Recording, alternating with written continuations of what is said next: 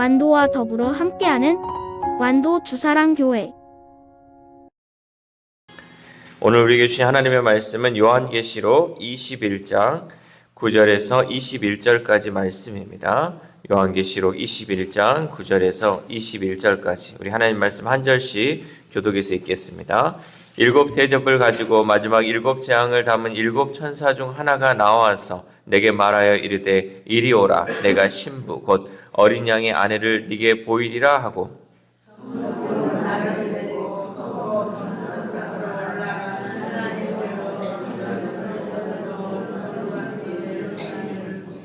하나님의 영광이 있어 그 성의 빛이 지극히 귀한 보석 같고 벽옥과 수정같이 맑더라.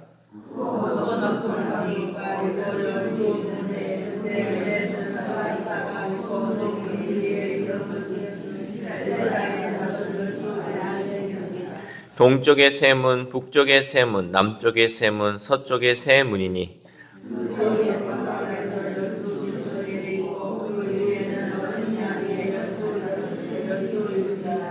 내게 말하는 자가 그 성과 그 문들과 성곽을 측량하려고 금 갈대 자를 가졌더라.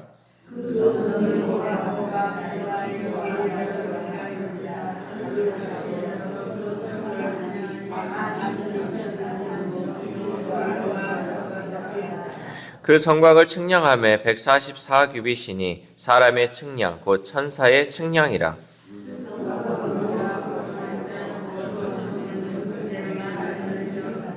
그 성의 성곽의 기초석은 갈색 보석으로 꾸몄는데 첫째 기초석은 벽옥이요 둘째는 남보석이요 셋째는 옥수요 넷째는 녹보석이요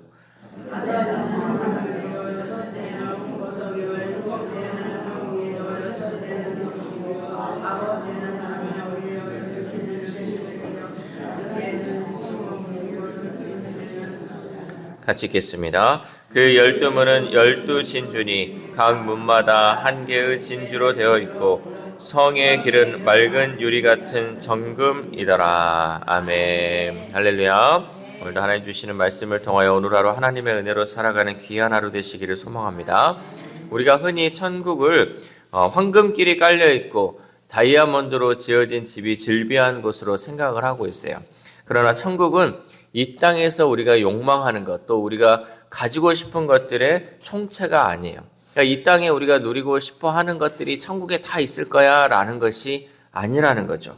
우리가 함께 읽은 이 본문은 어린 양의 신부인 새 예루살렘의 모습과 크기 그리고 재료들을 보여주면서 성도가 이 땅에서 어떻게 살아야 하는지를 말씀하고 있습니다. 유대인들은 결혼에 앞서 정혼이라는 절차를 거칩니다. 그러니까 우리나라로 얘기하면 결혼 전에 하는 이 약혼을 미리 한다는 거죠. 이때 법적으로 부부가 되지만 정혼한 신랑은 아버지의 집으로 돌아가 1년가량 신부와 떨어져 지냅니다. 동거를 시작하지 않은 상태로 1년에서 2년 정도의 정혼 기간을 보내면서 각자의 집에서 새로운 가정을 이룰 준비를 합니다. 신랑이신 예수님이 다시 오실 때까지 기다리는 성도의 삶은 이렇게 마치 신부 수업의 시간과 같다라는 거죠. 신랑을 맞이하기까지 신부는 이 세상에서 거룩하고 정결하게 준비되어야 한다는 거죠. 그런데 이렇게 우리가 정결하게 준비하고 싶어 하는데 이 공중 권세 잡은 사단은 이 땅을 살아가는 주님의 신부인 이 성도와 교회를 미혹한다는 거죠. 음녀 바벨론은 금과 보석과 진주로 꾸미고 손에 금잔을 가졌습니다. 또한 성도의 눈을 현혹하는 수많은 욕망들을 전시해 놓고 그것을 다 소유할 수 있을 것처럼 유혹을 한다는 거죠. 그러나 미혹된 자의 끝은 애통이고 멸망이라는 것을 우리가 잊지 말아야 돼요.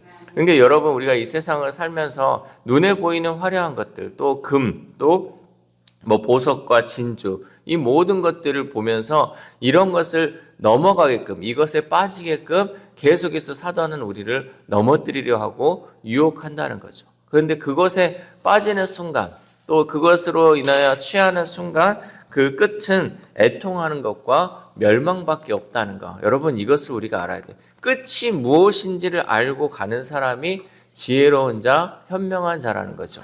분명히 가면 죽는 길이에요. 분명히 가면 낭떠러지가 있고요. 그곳에서는 절대 살 수 없는 길인데도 그 길을 택해서 간다는 거죠. 몇 주 전에 얘기했던 우리가 좁은 길, 좁은 문이 마찬가지로 사람들은 넓은 길, 화려한 길, 좋은 길을 걸어가지만 그 끝은 멸망이잖아요. 그러나 좁은 길, 남들은 가기를 꺼려하고 정말 가기 힘들고 그 가운데 고통이 있고 어려움이 있지만 그 끝은 생명이 있다라면 우리가 그 끝을, 그 길을 걸어갈 수 있다는 거죠. 오늘 본문에 먼저 천사는 요한을 크고 높은 산으로 데리고 올라가 거룩한 성, 새 예루살렘의 모습을 보여줍니다. 우리 10절 말씀 함께 읽겠습니다. 시작. 성령으로 나를 데리고 크고 높은 산으로 올라가 하나님께로부터 하늘에서 내려오는 거룩한 성 예루살렘을 보이니. 아멘. 요한은 그 산에서 산 위를 보았습니다. 많은 사람들, 세상의 사람들은 산 아래에 있는 도시, 곧 하나님 없이 문명을 이루고 쾌락을 추구하는 도시를 바라보면서 멸망의 길을 걸어갔죠. 그러니까 이 산이라는 것이 우리는 성경에서도 많은 의미를 주고 있지만 이 산에 올라간다라는 것은요, 세상과 동떨어졌다. 그러니까 세상을 멀리한다라는 의미를 가지고 있어요. 예수님께서도 기도하실 때 어디로 갔냐면 산에 올라가셨다. 산에 가서 기도를 했다는 거예요. 왜냐하면 세상에 있다 보면 이 세상에 취해서 하나님의 역사 또 하나님을 볼 수 없어요. 그러나 산에 올라가서 저 산에서 높이 위를 봤더니 이 새 예루살렘이 내려오는 것을 바라볼 수 있다는 거죠. 성도는 성령님께 이끌려 새 예루살렘을 바라볼 수 있어야 합니다. 새 예루살렘은 음녀 바벨론과 대조적으로 하늘에서 내려오게 된다는 거죠. 그 성은 화려하고 아름답지만 세상의 것과는 구별돼요. 그러니까 같은 아름다움, 같은 화려함이 아니라 이 천국의 또 새 예루살렘 성은 우리가 보는 세상과는 전혀 다른 아름다움을 보여준다는 거죠. 세상의 화려한 보석은 그 값으로 가치가 매겨져요. 그러나 새 예루살렘 성의 아름다움은 값비싼 건축 자재 때문이 아니라 하나님의 영광의 빛이 비춰지기 때문에 아름답다라는 것이죠. 새 예루살렘에 내려오는데 그것이 보석이 있어서 아름다운 것이 아니라 그 재료가 아름다워서 빛이 비춰지는 것이 아니라 하나님의 영광의 빛이 있기 때문에 그 예루살렘 성이 아름답다라는 거죠. 우리 11절 말씀 함께 읽겠습니다. 시작. 하나님의 영광이 있어 그 성의 빛이 지극히 귀한 보석 같고 벽옥과 수정같이 맑더라. 아멘. 결국은 하나님의 영광이 있을 때 그 밝은 빛을 발할 수 있다는 거죠. 하나님의 여호와의 영광의 빛을 이스라엘에게 비춰주면서 이렇게 말씀하셨어요. 일어나라, 빛을 발하라 라고 하시면서 그 빛이 어둠이 덮인 땅, 즉 깜깜한 이 땅에 만민에게 비출 것을 명령하셨어요. 오늘날도 하나님 우리에게 빛을 비춰주면서 얘기하죠. 너희가 세상의 빛이다. 세상의 빛으로 이 어둠을 밝혀가라 우리에게 명령하신 줄 믿습니다. 그러므로 우리는 주님 다시 오실 때까지 그 빛을 전하며 그 빛을 밝히며 살아가야 할 줄 믿습니다. 고대에 성벽을 높이 쌓아 올리는 이유는 적들의 공격이 두렵기 때문이었어요. 그러니까 이 성벽을 높이 쌓아 올린다는 것은 적들이 공격해 오지 못하도록 높이 쌓아 올렸다는 거죠. 적들에게 패하지 않으려면 철저하게 대비해야 했기에 성벽을 높이 쌓았어요. 그러니까 높고 견고한 성일수록 적들이 침략하기가 어려웠다는 거죠. 그러나 새 예루살렘은 대적들이 모두 불못에 던져졌기에 성벽을 높이 쌓을 필요가 없었어요. 그런데도 새 예루살렘 성곽이 크고 높은 이유는 천국의 위엄을 드러내는 동시에 천국의 성도들이 안전하게 거할 이상적인 성임을 보여주기 위해서 성벽을 높이 쌓았다는 거죠. 우리 12절 말씀 함께 읽겠습니다. 시작. 크고 높은 성곽이 있고 12문이 있는데 문에 12천사가 있고 그 문들 위에 이름을 썼으니 이스라엘 자손 12지파의 이름들이라. 아멘. 또 마찬가지로 12천사가 12문 위에 있는 것, 그것 또한 방비, 대적에 대한 방비를 위함이 아니라 열린 문으로 하나님의 백성이 한 사람도 빠짐없이 들어갈 수 있도록 돌보시는 하나님의 사랑을 보여주고 있다라는 거죠. 그러니까 천사들이 있음을 통해서 하나님의 백성들이 그 성 안에 들어오지 못하는 것이 아니라 한 사람도 빠지지 않고 이 성 안에 들어올 수 있도록 도와주기 위하여 천사들이 그 문을 지키고 있었다는 거죠. 초대교회가 사도와 선지자들의 터 위에 지어져 갔듯이 이 새 예루살렘 성은 12기초 속에 12사도의 이름이 기록되어 있다라고 말씀하고 있습니다. 우리 14절 말씀 함께 읽겠습니다. 시작. 그 성의 성곽에는 12기초석이 있고 그 위에는 어린 양의 12사도의 12 이름이 있더라. 아멘. 12사도의 이름이 기록되어 있는 것은 예수님의 제자들이 12지파를 심판하리라 라는 그 말씀대로 하나님의 온전한 통치가 이루어질 것을 의미하고 있습니다.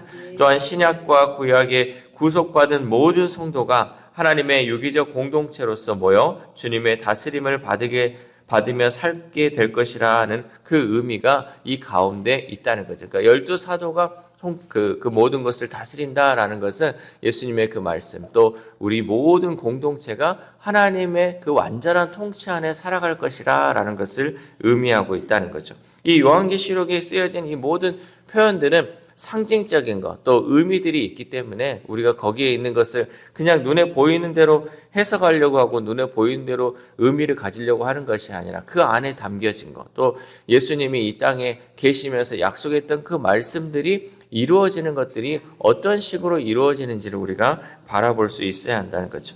마지막으로 요한은 새 예루살렘이 무엇으로 지어졌는지를 보았습니다. 그 이제 보여진 모습이 19절에서 21절인데 우리 21절 말씀만 함께 읽겠습니다. 21절 시작. 그 12문은 12진주니 각 문마다 한 개의 진주로 되어 있고 성의 길은 맑은 유리 같은 정금이더라. 아멘. 이 세상에서 가장 고귀하고 찬란한 보석들로 지어졌는데 이는 하나님의 백성이 된 성도들이 빛나는 보석과 같이 고귀하고 찬란함을 상징하고 있어요.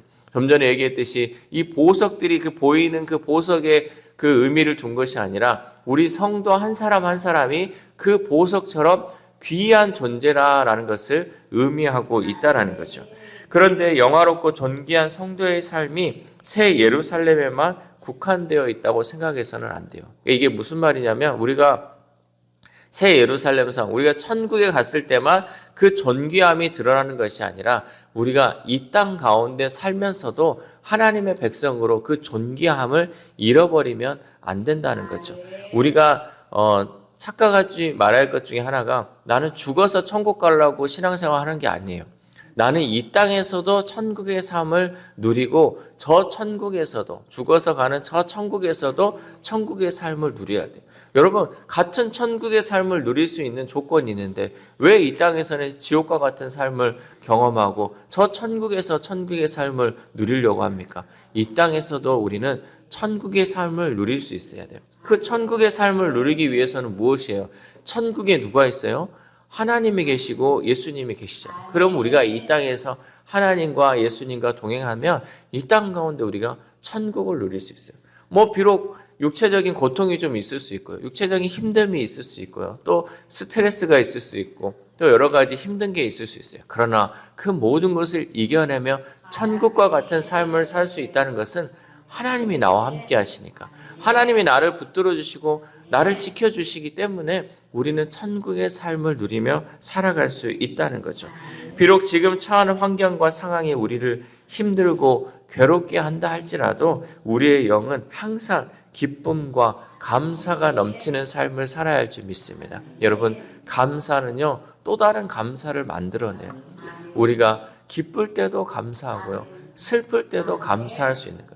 이 슬프고 외롭고 힘들지만 그 가운데 하나님이 함께 하시는 그것을 우리가 믿고 고백하면 우리 가운데 감사가 넘치는 거예요. 이 감사가 넘친다는 게 얼마나 중요한지.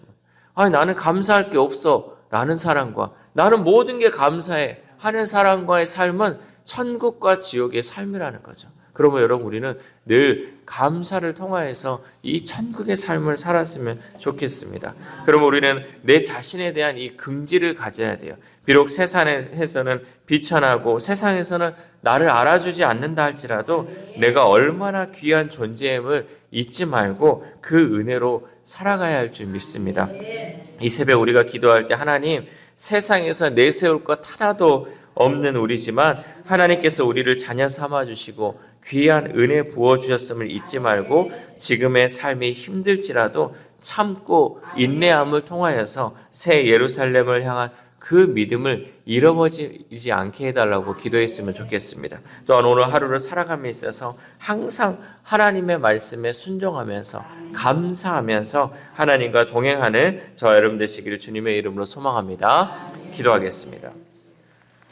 하나님 감사합니다. 오늘도 하나님 말씀을 통하여서 우리가 새 예루살렘을 바라보며 이 땅 가운데 또한 어떠한 삶을 살아야 할지 말씀을 통하여 깨닫게 하심에 감사를 드립니다. 하나님, 저 새 예루살렘 성은 하나님의 영광이 빛이 있음을 보게 됩니다. 그 영광의 빛이 있기 때문에 그 성 예루살렘이 아름다운 것처럼 하나님, 이 땅에서의 우리의 삶도 하나님의 영광이 비춰지는 그 삶을 살아갈 수 있도록 도와주시옵소서. 깜깜하고 어두운 세상이지만 주님의 그 빛이 우리에게 비춰짐을 통하여서 이 땅 가운데 우리 또한 세상의 빛의 역할을 감당하여 이 어두운 세상을 밝히며 나아갈 수 있는 우리의 삶이 될 수 있도록 도와주시옵소서. 그래 세상의 이 빛과 소금의 역할을 우리가 잊어버리지 않게 하시고 그 역할을 감당함을 통하여서 온전히 하나님의 영광만이 드러날 수 있도록 도와주시옵소서. 또한 아픈 환우들을 위해서도 기도합니다. 하나님,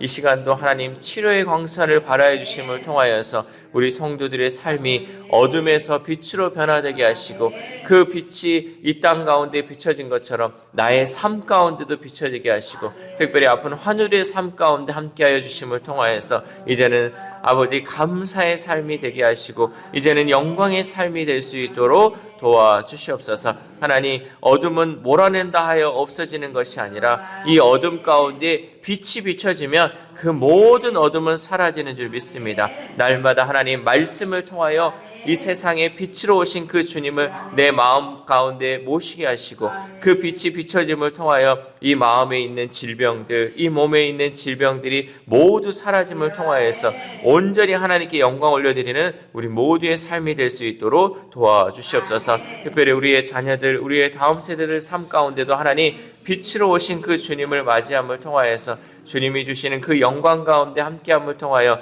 날마다 빛의 자녀로서의 삶에 살아감에 있어서 부족함 없는 우리 자녀들의 삶이 될 수 있도록 도와주시옵소서. 또한 오늘 하루를 살아갑니다. 하나님, 오늘도 우리에게 하나님께서 선물로 우리에게 시간을 주시고 또 건강을 주신 줄 믿습니다. 하나님, 오늘 하루의 삶 가운데 늘 감사가 넘치게 하시고 이것도 감사하고 저것도 감사하고 모든 것이 감사를 고백함을 통하여서 천국의 삶을 누리는 귀한 하루 될 수 있도록 도와주시옵소서. 이 모든 말씀 우리를 구원하여 주신 예수 그리스도의 이름으로 기도드립니다. 아멘.